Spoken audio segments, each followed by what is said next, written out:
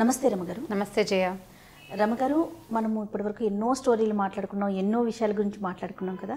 మీరు ప్రతిరోజు చెప్తూ ఉంటారు, జయ ఫస్ట్ పేరెంట్స్ ఆచరించాలి, మంచైనా చెడైనా మనం చేసేదే పిల్లలు చేస్తారు, చూసేదానికన్నా చేసేదే ఎక్కువ నేర్చుకుంటారు అని. సో అందులో భాగంగా ముఖ్యంగా తల్లి గురించి, తల్లి నుంచే చాలా నేర్చుకుంటారు, తల్లిని చూసే చాలా అనుకరిస్తారు, ఆచరిస్తారు కూడా. సో అలాంటి తల్లి, అలాంటి మదర్ ఎంత స్ట్రాంగ్గా ఉండాలి?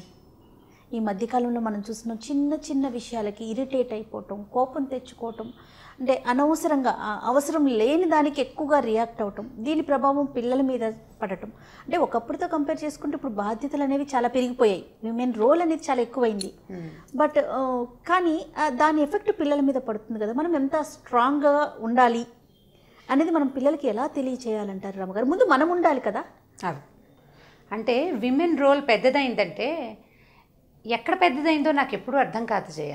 ఇప్పుడు మనం ఉద్యోగాలు చేస్తున్నాం కాబట్టి విమెన్ రోల్ పెద్దదైంది అనుకుంటున్నాం. అవును కదా. ఇది వరకటి రోజుల్లో మనకి దంచేవి, కడిగేవి, తుడిచేవి, రుబ్బేవి, తర్వాత విసిరేవి ఏ సాధనాలు ఉండేవి కాదు. తల్లులకి బేసిక్ ఎడ్యుకేషన్ కూడా ఉండేది కాదు. 1వ క్లాసు 2వ క్లాసు చూసిన అమ్మలు కొంతమంది ఉంటే అసలు బడి మొహం చూడని అమ్మలు ఎన్ని వేల లక్షల మంది ఉన్నారో మన తెలుగు ఊళ్ళల్లో, అసలు చదువులే లేని వాళ్ళు.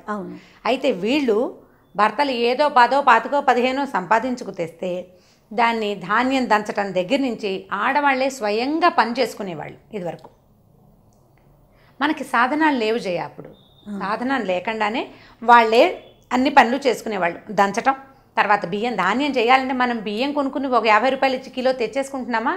అది ఒరిజినల్గా ఎలా ఉంటుంది? ధాన్యం ఉంటుంది, ధాన్యంలో కదా బియ్యపు గింజ ఉండేది. ఇది వరకటి రోజుల్లో దాన్ని దంచటం, తర్వాత చెరగటం, దాన్ని కడగటం. ఇది వరకు పొయ్యిలు వెలిగించుకుని, ఇప్పుడు ఏముంది గ్యాస్ స్టవ్ వచ్చేసింది, లేదా ఎలక్ట్రిక్ కుక్కర్ వెలిగించే పని కూడా స్విచ్ ఆన్ చేస్తే అయిపోతుంది. అప్పుడు పొయ్యి వెలిగించటము, ముందు దానికి ప్రధానమైన పొద్దున్న చేయాల్సింది పొయ్యి అలకటం. ఓ 3, 4 రాళ్ళు పెట్టి పొయ్యి ఒక చిన్న ఏర్పరచుకునేవాళ్ళు. పొయ్యి అలకటం నాకైతే తెలుసు, పొయ్యి అలకటం నాకు తెలుసు, నేను చూశాను.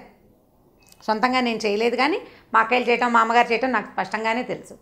నీళ్ళకి పొయ్యి అది అంటించుకోవాలి, అది వెలిగించుకోవాలి, వేడి నీళ్ళకి కాగులు పెట్టాలి, అన్నం వండాలి. ఆ వండినాను ఇప్పట్లాగా కుక్కర్లు 2 కూలు తెప్పిస్తే సరిపోయేది కాదు కదా. అన్నం వార్చుకోవాలి, ఏదైనా కూర అంటే దాన్ని కూర తరుక్కోవటము, అన్ని పనులు, ఇలాంటి పనులన్నీ ఆడవాళ్లే చేసుకునేవాళ్ళు. మగవాళ్ళ సహాయాలు వాటికి ఉండేవి కాదు. అసలు మా ఊళ్ళల్లో గడ్డి కోసుకొచ్చే ఆడవాళ్ళని నేను వేల మందిని చూశాను నా చిన్నప్పటి నుంచి. పొద్దున ఇంట్లో పని చేయటం, పిల్లలకి ఏదో అన్నాలు పెట్టడం, గొడ్లు ఉండేవి 2, 3, వాటి కోసం గడ్డి కోయటానికి ఆడవాళ్లే వెళ్ళేవాళ్ళు. గడ్డి కోయటం, ఓ మోపు కట్టడం, నెత్తి మీద తెచ్చుకునేవాళ్ళు. గొడ్లకి గడ్డి కావాలి. మగవాడు ఏదో పొలంలో వ్యవసాయం పని చేసుకుంటాడు, ఏదో బరువు పని చేస్తారు. వ్యవసాయం పనులు పెద్ద పనులు కదా ఇది వరకటి రోజుల్లో. ఇప్పటిలాగా ట్రాక్టర్లు పాడు కూడా అప్పుడు లేవు. కాబట్టి ఇప్పుడు విమెన్ రోల్ ఎక్కడ పెద్దదైందంటే ఉద్యోగాలు చేయటం వల్ల, చదువుకోవటం వల్ల, ఉద్యోగం చేయటం వల్ల. నిజానికి హౌస్ హోల్డ్ యాక్టివిటీస్ చాలా తగ్గిపోయాయి. ఫెసిలిటీస్ పెరిగాయి కదా. ఇప్పుడు ఇంటికి సంబంధించి మనం ఇంటి పనుల్లో ఫెసిలిటీస్ పెంచుకున్నాం, కానీ దాన్ని ఇటువైపు కన్వర్ట్ చేసుకుంటాం. ఈ వీళ్ళ తాలూకు శ్రమ అంతా ఈ డబ్బు సంపాదించడంలోనే పాపం వీళ్ళ శక్తియుక్తులు గడిచిపోతున్నాయి. అయితే తల్లులు స్ట్రాంగ్గా ఉండటం చాలా అవసరం. ఎప్పుడంటే ఇప్పుడు మనం చూస్తున్నాం, ఇవాళ నిన్నటి పేపర్లో కూడా నేను చూసాను, టీవీ న్యూస్ పెడితే 2 చిన్నపిల్లలతో తల్లి ఆత్మహత్య. పిల్లలిద్దరిని నూతులోకి దోసేసింది, అమ్మ దూకేసింది. నేను అనుకుంటాను, పిల్లల్ని ఎందుకు చంపేస్తారు? వాళ్ళు ఒకళ్ళే చచ్చిపోవచ్చు కదంటే మా వెనకాల మా పిల్లలు అన్యాయం అయిపోతారు. దాని బదులు ఈ చంపేసే అమ్మాయి పుట్టించకుండా ఉంటే సరిపోతుంది కదా. ఓ 4-5 ఏళ్ల పాటు ఆ పిల్లల్ని పెంచి, లేదా 10 ఏళ్ల పాటు ఒక్కో తల్లి ఒక ఆవిడ ఎవరో 18-19 ఏళ్ల పాప, డిగ్రీ చదువుతున్న పాప, తల్లి ఇద్దరు సూసైడ్ చేసుకున్నారు.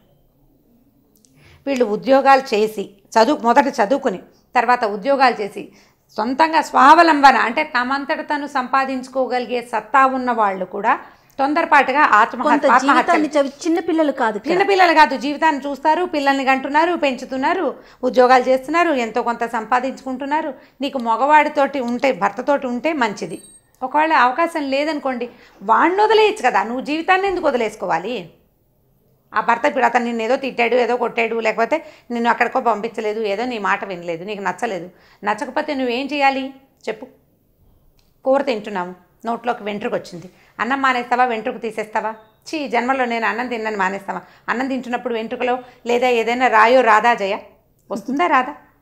నోట్లోకి రాయి వస్తే రాయిని తీసి బయట పెడతామా, మనం అన్నం శాశ్వతంగా మానేస్తామా చెప్పు? పోనీ ప్లేట్ మార్చుకుందాం, ప్లేట్ మార్చుకో, పోనీ నీకు నచ్చలేదు ప్లేట్ మార్చుకో, లేదా ఆ పూటకు మానేస్తాం, ఇంకా చిరాకు అనిపిస్తుంది, ఆ పూటకు మానేస్తావు పూర్తిగా అంతేగాని అన్నం మానేసి అసలు ఆహారం నేను తీసుకోను అంటాను లాంటిదే. మీరు ఇవాళ కొట్లాడుకున్నారు, లేదా నిన్న మొన్న ఇవాళ రేపు కూడా 5-6 రోజులు వరుసగా కొట్లాడుకున్నారు, ఎవరితోటి కొట్లాడుస్తుందో దాన్ని తీసేయాలి కదా. ఇంట్లోకి బొద్దింక వస్తే బొద్దింకకి మందు కొడతాం, ఇల్లు తగలబెట్టాం. వీళ్ళు చేస్తున్నది ఎట్లా ఉందంటే ఏ తగాదా వచ్చినా తల్లి చచ్చిపోతుంది. అది బెదిరింపుకు చేస్తారో తొందరపాటుకు చేస్తారో, ఎందుకంత తెలివి తక్కువగా తమ చచ్చిపోయి పిల్లల్ని కూడా చంపేస్తారో అర్థమే కాదు. ఇంతకంటే చాలా హింస, చాలా హ్యూమిలియేషన్, చాలా అవమానాలు పొంది కూడా స్ట్రాంగ్గా నిలబడే వాళ్ళు ఎంతమంది ఉన్నారో జయ. మనం పురాణ కథల్లో చూడండి, స్ట్రాంగ్ లేడీస్, స్ట్రాంగ్ విమెన్. అవును, ఇప్పుడు మామూలుగా మనం దేవి దేవతలను కొలుస్తున్నాం, పార్వతీదేవి, లక్ష్మీదేవి, సరస్వతీదేవి అన్ని దసరాలప్పుడు అందరు అమ్మవార్లకి పూజలు చేస్తాం. వీళ్ళు చాలా స్ట్రాంగ్గా ఉండటం వల్లే పూజింపబడుతున్నారు, లేకపోతే ఎందుకు పూజింపబడతారు? లక్ష్మీదేవిది బ్రీఫ్గా చెప్తాను చూడండి. లక్ష్మీదేవి భర్త హృదయంలో కొలువు ఉంటుంది ఎప్పుడు. ఓ రోజు ఆవిడ భర్త కాళ్ళు విసుగుతుంటే ఒక మహాముని ఎవడో వచ్చి, ఆయన వచ్చి భృగు మహర్షి వచ్చి ఓ తన్ను తన్నాడు విష్ణుమూర్తిని గుండెల మీద. నా ప్లేస్ని తన్నాడు, నేను చచ్చినా ఇక్కడ ఉండను, వెళ్ళిపోయింది, భూలోకానికి వచ్చేసి వెళ్ళిపోయింది. భర్త ఆయన బతిమలాడాడు, కానీ మన బిడ్డ లాంటి వాడు, బిడ్డ అయినా సరే నన్ను తనడానికి వీల్లేదు, నా పిల్లలైనా నా కంట్రోల్లో ఉండాల్సిందేనంది. అందుకని లక్ష్మీదేవిని పూజిస్తాను. జాగ్రత్తగా కింద పడింది అనుకోండి రూపాయి బిళ్ళ గమనించండి రమ్మగారు. శ్రీనివాసుడు ఓకే తన్నితే తన్నారు, గురువు గారు అని ఆయన ఒప్పుకున్నారు, కానీ లక్ష్మీదేవి ఒప్పుకోలేదు. నన్ను తనడానికి వీల్లేదు, నన్ను తన్నిన చోట నేను అసలు ఉండను అని చెప్పి వెళ్ళిపోయింది. ఇప్పుడు లక్ష్మిని మనం ఎలా కొలుస్తామండి? ఓ రూపాయి నోటు కింద పెడితే టకీమని తీసి జేబులో కాదు, ముందు దాన్ని తీసి కళ్ళకద్దుకుంటాం. గబుక్కుని ఏ మురికి చోట గభాలను డబ్బులు పెట్టాం. ఒక్క బిళ్ళ ఒక కాయిన్ పడితేనే మనం జాగ్రత్త పడతాం. అవును, అంత శ్రద్ధగా చూసుకోవాలి లక్ష్మిని కదా. ఇప్పుడు తల్లులు మీ జీవితం కూడా అలాంటి ఇంపార్టెన్స్నే కలిగి ఉంటుందా? ఇప్పుడు ఒక రూపాయి బిళ్ళ లేదా ఓ 100 రూపాయల నోటు మీ చేయి నుంచి ఇంకో చేతికి మారే లక్ష్మికి మీరు అంత విలువ ఇచ్చేటప్పుడు మన జీవితానికి ఎంత విలువ ఉండాలి కదా. అవును, ఇప్పుడు ఇలాంటి కథల్లో భాగంగా మనం ఒక ద్రౌపది దేవి గురించి చెప్దాం చేయ. అయితే ఇది మొత్తం ఫుల్ స్టోరీ, నేను ఫుల్ ఫ్లెడ్జెడ్ భారత్ అని చెప్పట్లేదు, ద్రౌపదిని గురించే ఆవిడ క్యారెక్టర్ గురించే మాట్లాడుకుందాం. ద్రౌపదిని యాజ్ఞసేని అంటారు. మామూలుగా చాలామందికి, అంటే కొంతమందికి పెద్దవాళ్ళకి తెలిసి ఉంటుంది, భారత రామాయణాలు ఇంట్రెస్టింగ్గా చదివే వాళ్ళకి కూడా తెలుస్తుంది. ద్రౌపది మనలాగా మామూలుగా గర్భస్థ శిశువు కాదు, అమ్మ తల్లి కడుపులో పుట్టి పెరిగింది కాదు ఆవిడ. ద్రుపదుడు, ఆవిడ తండ్రి అయిన ద్రుపద మహారాజు తన స్నేహితుడైన ద్రోణుడి వల్ల జరిగిన అవమానంతో ద్రోణుడిని చంపే కొడుకు అర్జునుడు, తనని జయించిన అర్జునుడి మీద ఆయనకు చాలా ఫ్యాసినేషన్ కలిగింది. అర్జునుడిని పెళ్లి చేసుకునే కూతురు కావాలని యజ్ఞం చేసి యజ్ఞంలోంచి ఉద్భవించారు ఇద్దరు, ఒక అమ్మాయి ఒక అబ్బాయి. యజ్ఞంలోంచి 18-19 సంవత్సరాల నుండి పెళ్ళీడు కలిగిన ఒక అమ్మాయి బయటకు వచ్చింది. ఆ వచ్చిన అమ్మాయే ద్రౌపది. ఆవిడ ద్రుపదుడికి కడుపును పుట్టిన కూతురు కాదు. ఆయన తను యజ్ఞం చేసి దాని మీద బాగా మంత్రోచ్చటం, ఎక్కువ మంత్రం జపం చేసి నాకు ఒక కూతురు కావాలి, ఒక కొడుకు కావాలి, ఆ కూతురు అర్జునుడిని పెళ్లి చేసుకోవాలి, ఆ కొడుకు ద్రోణుడిని చంపాలి. అలాంటి వాళ్ళు కావాలంటే ఈవిడ కొంచెం యజ్ఞకుండంలో నుంచి పుట్టడం వల్ల ఆవిడ నల్లగా పుట్టిందని కృష్ణ అని పిలిచేవారు. ఆవిడని నల్లగా ఉండేది ఆవిడ. ద్రౌపది నల్లటిది, ఆవిడ తెల్లటిదని ఏ కథల్లోనూ ఎక్కడా చెప్పబడలేదు. కృష్ణే ఆవిడ పేరు. ఈ బయటకు వచ్చింది. ఇది ఆవిడతో పాటు వచ్చినవాడు దుష్టద్యుమ్నుడు. అతను కవచంతో సహా పుట్టేట అందులోంచి, హోమకొండంలోంచి. ఈ వచ్చిన ఇద్దరు బయటకు వచ్చారు. ఈ అమ్మాయికి వివాహం కోసం ఈయన చాటింపు వేశాడు. రకరకాల వాళ్ళు కూడారు. ఆ కూడినప్పుడు పాండవులు కూడా అదే ఏకచక్రపురం, అక్కడ ఆ నగరానికి దగ్గరలోనే వాళ్ళు అజ్ఞాతవాసం, అంటే కొద్ది రోజులు అలా కాపలా, అంటే కనపడకుండా, ఎవరికి కనపడకుండా ఉండేవాళ్ళు మారువేషాలతోటి. వాళ్ళు కూడా వచ్చారు. వస్తే ఏమైంది, ఆయనేమో ఒక చిన్న పరీక్ష పెట్టాడు. ఈ అమ్మాయి ఒక అద్భుతమైన పుట్టుక కలిగింది. జస్ట్ లైక్ దట్ ఆవిడ చేతికి దండ ఇవ్వకుండా, దండిచ్చి స్వయంవరం అంటే పాత రోజులు అదే, ఆవిడ చేతికి దండిస్తే ఆవిడ అబ్బాయి చుట్టూ ఏ అబ్బాయి నచ్చితే ఆ అబ్బాయి మెళ్ళో దండ వేయటం. అలా అంటే మరి లేమెన్కి ఇచ్చేవాళ్ళు కాదు.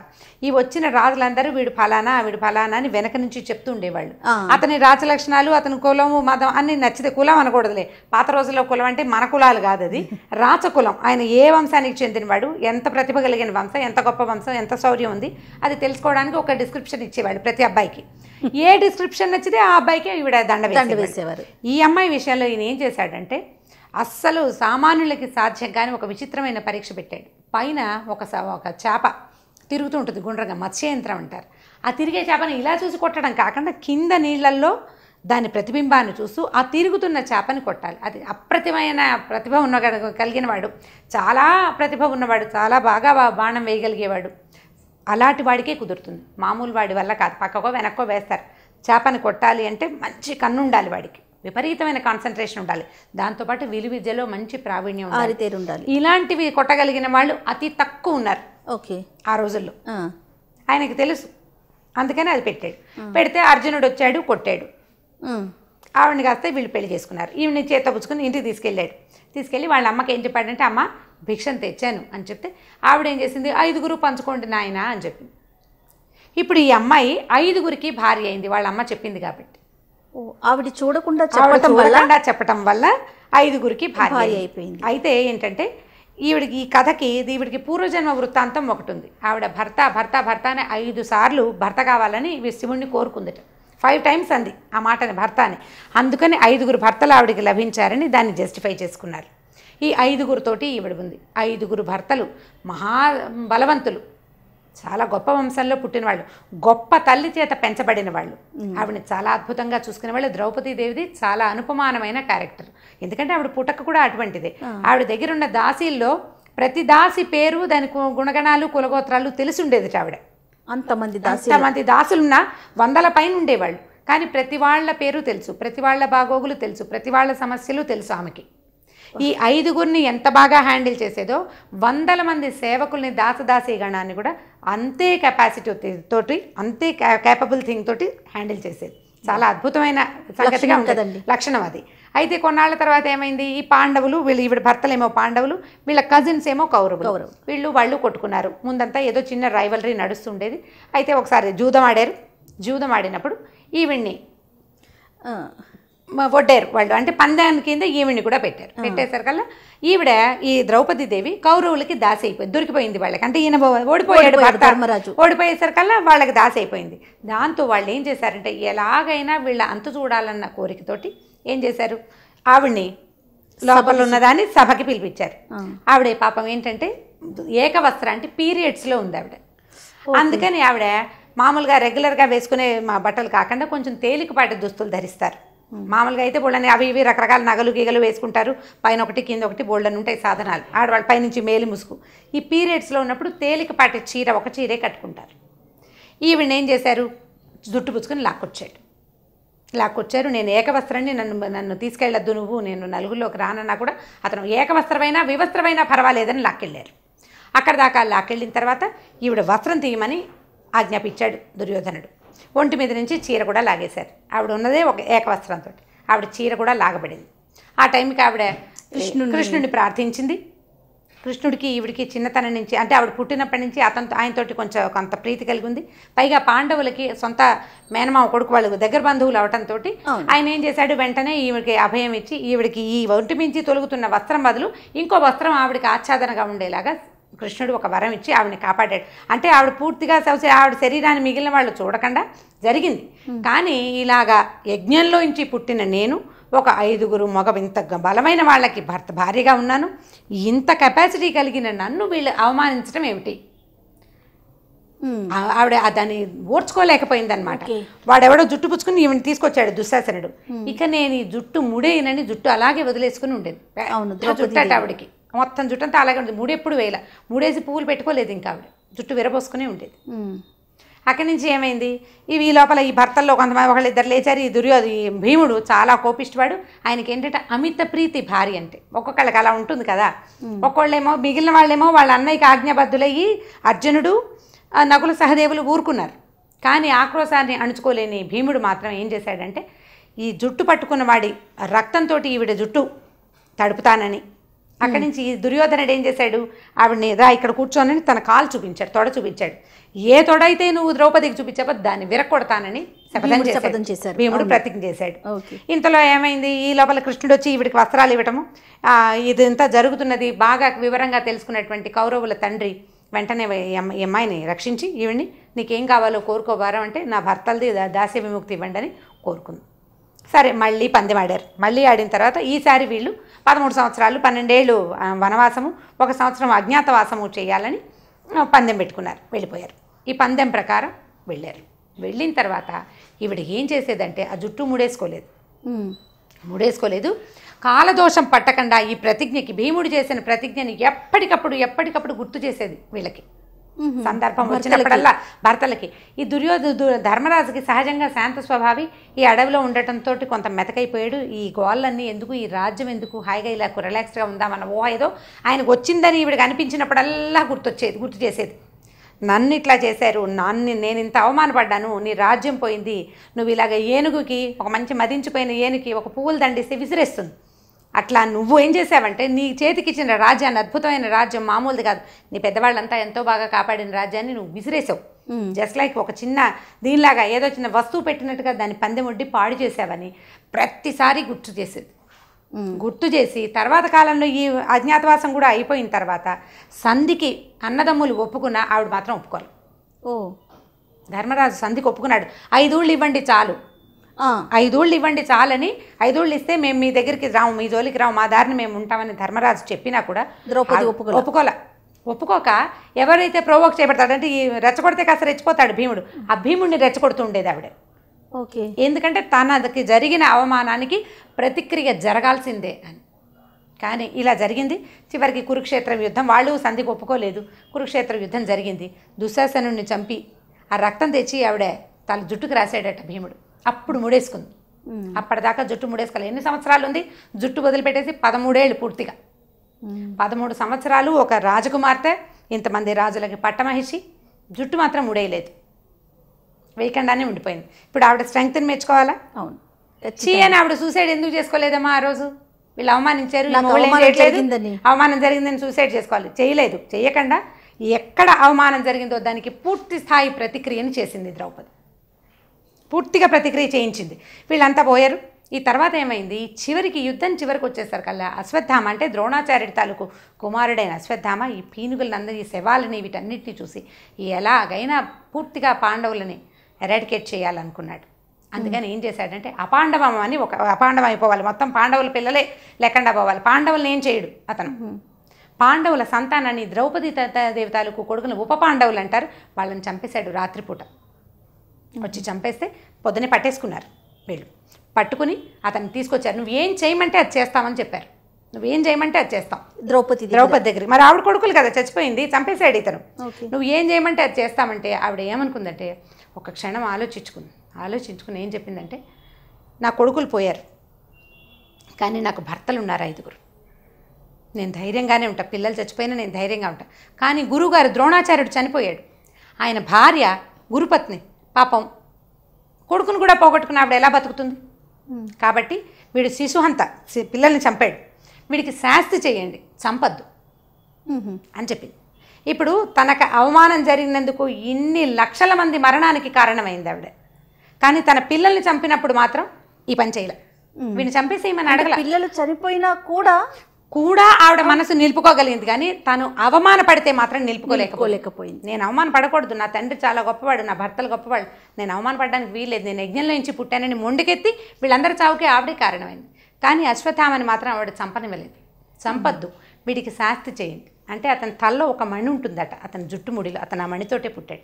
ఆ మణిని తీసేశారు, తల తీసినట్టే అంతే చేసి వదిలిపెట్టేశారు. ఇప్పుడు అంత ప్రతిక్రియ చేయించిన అదే అలాంటి ప్రతిక్రియ చేసి ఇన్ని లక్షల మంది మరణానికి కారణమైన ద్రౌపదీదేవి తన పిల్లల్ని చంపిన వాడిని కేవలంగా విడిచిపెట్టేసింది. ఎవరిని గురించి ఆలోచించింది ఆవిడ? ఇంకొక తల్లి గురించి తనలాంటి ఇంకొక తల్లి గురించి ఆలోచించింది. ఇప్పుడు మనం ఏం చేయాలి? ఏ విషయానికి వదలాలి, ఏ విషయానికి పట్టుకోవాలి తెలుసు. విషయం నీ మీదకి వస్తే, నీ ఆత్మగౌరవం మీదకి వస్తే నువ్వు వదిలిపెట్టకూడదు, దానికి శాస్తి చేయాల్సిందే. కాబట్టి నీ మీదకి ఎవరైనా వచ్చినా నువ్వు నీ పిల్లలతో పాటు ధైర్యంగా సంపాదించుకోగలిగే తెలివితేటలు ఉన్నాయి. ఇవాళ రేపు అందరికీ ఉద్యోగాలు ఉన్నాయి చేయ, అందరూ చదువుకుంటున్నారు, ఎంతో కొంత చదువుకుంటున్నారు. ఈ ఉద్యోగం కాకపోతే ఇంకొక అందరూ ఐటీలకు వెళ్ళి లక్షల జీతాలు తెచ్చుకోలేకపోతారు, 1000 జీతాలైనా తెచ్చుకోగలుగుతారు. ఏదైనా పని చేసుకుని మీ పిల్లల్ని మీరు పోషించుకోవచ్చు, చచ్చిపోక్కర్లేదు. అదొక్కటే పరిష్కారం కాదు కదా. మరణం దేనికి పరిష్కారం కాదు. మీరు చచ్చిపోయిన తర్వాత ఇప్పుడు ఒక తల్లి 2 పిల్లలతో చనిపోతూ వాళ్ళ అమ్మా నాన్న నువ్వు చావటము, పిల్లల్ని చంపటము. మీ అమ్మా నాన్న సంగతి, మీ అన్నదమ్ములు, మీ అక్క చెల్లెళ్ళు, వాళ్ళ జీవితాలు ఎంత దుర్భరం అయిపోతాయి, ఎంత బాధపడతారు. ఇప్పుడు వీడికి శాస్తి నువ్వేం చేస్తావు? మగవాడికి శాస్తి ఎప్పుడు అవుతుందమ్మా? నువ్వు చచ్చిపోతే చేస్తావదు, చచ్చిపోయి వాడు జైల్లోకి వెళ్తే ఏమిటి నాకు న్యాయం చేయండి అని ఈ మధ్య అడుగుతుంటారు. ఏమిటి వాళ్ళకి న్యాయం చేయటం? ఎవడైతే దీనికి కారణమయ్యాడో వాడిని జైల్లో పెట్టడం న్యాయం చేయటం కాదు, అతన్ని వదిలిపెట్టి నా దారి నేను బతకగలనని బతికి చూపించటమే సరి అయిన న్యాయం. స్ట్రాంగ్గా నుంచోటము. నీకు స్ట్రెంగ్త్ ఉండాలి కదా, నువ్వు ఇన్ని పనులు చేస్తున్నావు, ఇదివరకటి చదువులు లేవు సంజయ్ లేవు మన అమ్మలకి అమ్మమ్మలకి, మనం చదువుకుంటున్నాం మగపిల్లలతోటి ధీటుగా, మరి మగవాడితో ధీటుగా బతికి చూపించమా? చూపించద్దు, చూపించి తీరాలి. పిల్లల్ని చంపద్దమ్మా, మీరు చచ్చిపోకండి, స్ట్రాంగ్గా నిలబడండి. చచ్చిపోవడానికి కావాల్సినంత చచ్చిపోవడానికి కావాల్సినంత ఎంత ధైర్యమో కావాలి, చావడానికి ఎంత ధైర్యం కావాలమ్మా? ఆ ధైర్యాన్ని బతకడానికి ఎందుకు వాడుకోమని అదే అంటున్నా. మన స్ట్రాంగ్నెస్ మన పిల్లలకి స్ట్రెంగ్త్. ఇప్పుడు మనం స్ట్రాంగ్గా ఉంటే మన పిల్లలు ఆటోమేటిక్గా స్ట్రాంగ్గా ఉంటారు. రైట్. చాలా మంచి స్టోరీ చెప్పారు రమ్ గారు. ఇది ముఖ్యంగా తల్లులందరికీ ఉపయోగపడే స్టోరీ. ప్రతి విమెన్కి, తల్లి అని కాదు, ప్రతి విమెన్కి కూడా. అంటే మన పురాణాల్లో ఇలాంటివి చాలా ఉన్నాయి. మా ప్రతి క్యారెక్టర్ ఒక అద్భుతమైన క్యారెక్టర్. మనం హరిశ్చంద్రుడి కథ చెప్పాము, చంద్రమతిదేవి కథ, ఇట్లా ఒక్కొక్క క్యారెక్టర్ని తీసుకుని కూడా మనం చాలా చెప్పుకోవచ్చు. ఎవరినైనా చూసినప్పుడు వాళ్ళ అలంకారాలని, సినిమా వాళ్ళని చూస్తాం, వాళ్ళ స్టైల్ని వాళ్ళ వీటిని అనుకరించకుండా వాళ్ళలో ఉన్న స్ట్రెంగ్త్ని అనుకరించడానికి ప్రయత్నం చేయాలి ఆడవాళ్ళు. అప్పుడే విమెన్ స్ట్రాంగ్. ఇప్పుడు మనం ఏం చెప్తాం, ఎంపవర్మెంట్ ఆఫ్ విమెన్ అంటే ఏమిటి? ఎంపవర్మెంట్ వాళ్ళ హెయిర్ స్టైలు, వాళ్ళ బొట్టు కట్టును ఇమిటేట్ చేయటమా? కాదు, బతికి చూపించడం, నిలబడి చూపించడమే ఎంపవర్మెంట్. ఎవరి కాళ్ళ మీద వాళ్ళు అంతే.